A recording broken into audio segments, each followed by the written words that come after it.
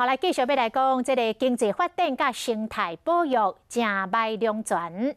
台东市郊有一块地，县政府计划要开发做太阳能的电厂，也毋过这个湿地，即摆已经将做保育类的野生动物天鸡真重要的栖息地。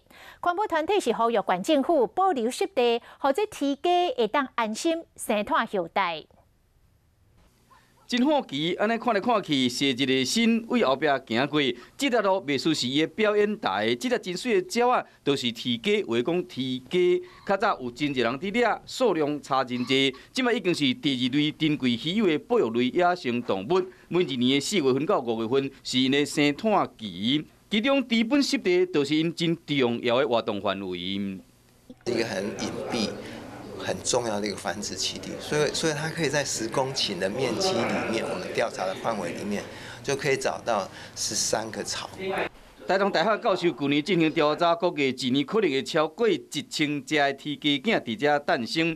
要不即马县政府讲要规划全国上大的太阳光电厂，估计占地161公顷，恐惊互伊的家园破坏了了。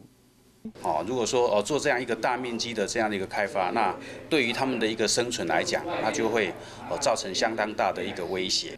保育人士呼吁讲，政府先停建光电厂，做伙找出一个更较适合的场所，和能源、经济发展、甲生态保护会使和平共存。